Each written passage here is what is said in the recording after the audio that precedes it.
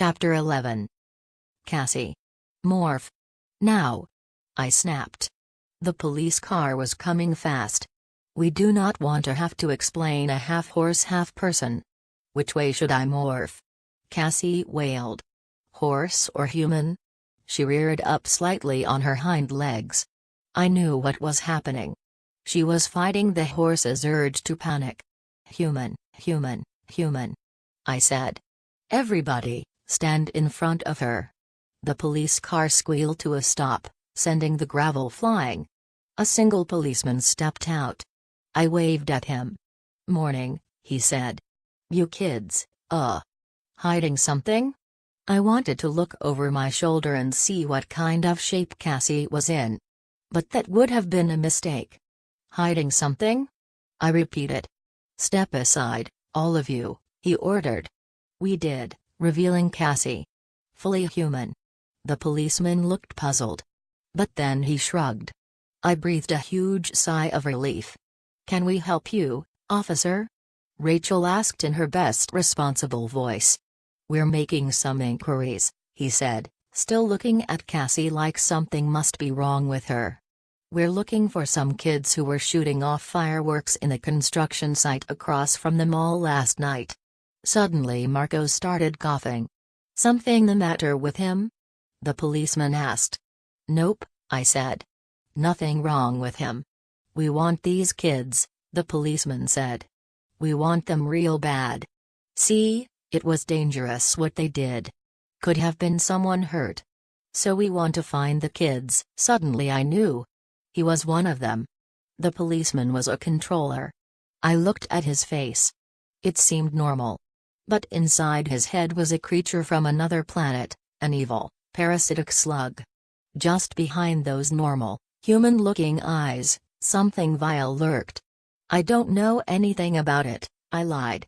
He looked at me real close, and I began to sweat. Hey, you know what? He said. You look familiar. You look like a young man I know named Tom. He's my brother, I said. I was trying not to let my voice go weird. But I just couldn't forget the fact that it wasn't really some normal, human cop I was talking to. It was a yerk. This wasn't even a human anymore. Not really. It was a human controller. The human brain was totally enslaved. Tom's your brother, eh? Well, he's a good kid. I know him from the sharing. I'm one of the adult supervisors. Great group, the sharing. You should come to a meeting. Yeah, Tom invited me already, I said. We have a lot of fun. Yeah, I repeated, well, you call me if you hear anything about these kids in the construction site. I should warn you, they may come up with some wild story to conceal their guilt. But you're too smart to believe a bunch of crazy lies, aren't you? He's a regular genius, Marco said. Finally the policeman took off. Okay, rule number 1, Rachel announced firmly. We don't do anything to attract attention. We have to be secret about everything.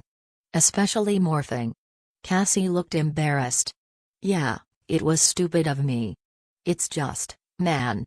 It is so amazing, running like that. Out in the open spaces, running and running. How did you manage to morph with clothing? I asked. When Tobias and I did it.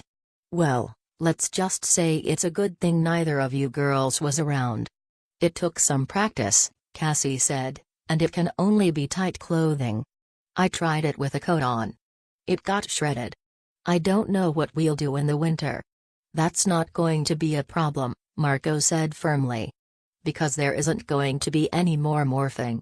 Maybe Marco is right, Rachel said. This is too big for us. We're just kids. We need to find someone important to tell this to. Someone we can trust. We can trust anyone, Tobias said flatly. Anyone could be a controller. We tell the wrong person, we are all dead. And the whole world will be doomed. I don't want to stop morphing, Cassie said. Do you realize all we could do with this power? We could communicate with animals, maybe. Help save endangered species. Humans may be the next endangered species, Cassie, Tobias said quietly. What do you say, Jake? Cassie asked. Me? I shrugged. I don't know. Marco's right, we could all get killed. Rachel's right, this is too major for a bunch of kids. I hesitated. I didn't like what I was about to say. But Tobias is right, too. I mean, the whole world is in danger. And we can trust anyone. So, what do we do? Rachel demanded. Hey, it's not up to me to decide, I said hotly. Let's take a vote, Rachel said. I vote we tried to live long enough to get driver's licenses, Marco said.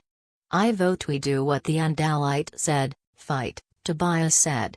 You've never even been in a fight, Marco sneered. You can't handle the punks at school. Suddenly now you want to kick butt on that Visser 3 freakazoid. Tobias said nothing, but a blush spread up his neck. I vote with Tobias, Rachel said, giving Marco a dirty look. I wish we could dump all this on someone else. But we can't. Let's think it over for a while, Cassie said. This is a big decision. I mean, it's not like we're deciding whether to wear jeans or a skirt. I was relieved. Thank goodness for Cassie. Yeah, let's wait for a while, I agreed. In the meantime, no one say anything to anyone. We just go back to normal life. There was a smirk on Marco's face. He thought he'd won. But I wasn't so sure. Tobias was still blushing. He sent a secret, grateful look to Rachel. Marco and I took off toward my house again, trying to act normal. We talked about the baseball season. We'd talked about who was going to slaughter who in Dead Zone 5, which is this CD game we were going to play on my computer. By the time we'd reached my house, we'd run out of stuff to talk about. We played Dead Zone for a while. Neither of us did very well. Face it, games just weren't all that interesting anymore.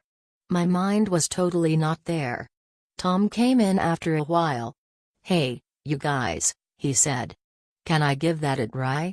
It had been months since Tom had done anything with me like play a game. Sure. Marco moved over and gave Tom his control stick. We played for a few minutes, and Tom did pretty well. But then it was like he got bored or something. He gave the control back to Marco and just sat back and watched. You guys hear about all the stuff going on with the construction site last night? He asked me. Marco jerked in surprise. What stuff? I said.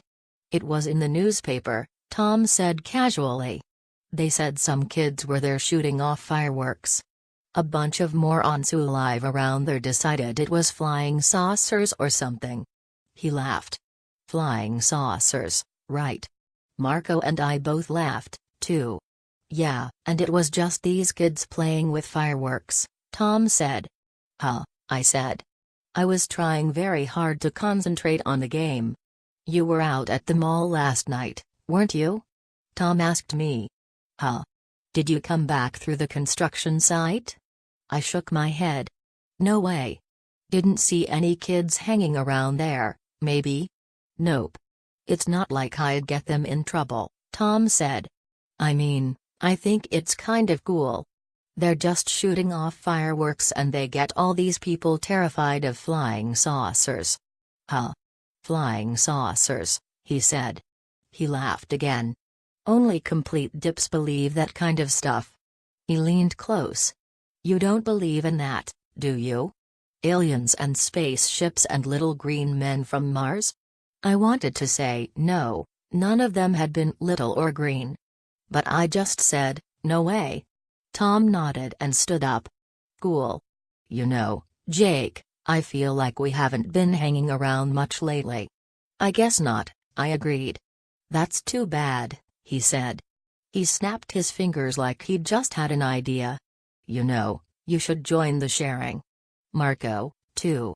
Why should we join? Marco asked. Tom just grinned. I gotta go, he said. He gave me a playful punch on the shoulder. Catch you guys later. And don't forget, let me know if you hear anything about those kids at the construction site. He laughed. Marco looked at me. Jake. He's one of them. What? Tom. Tom is one of them. Your brother is a controller.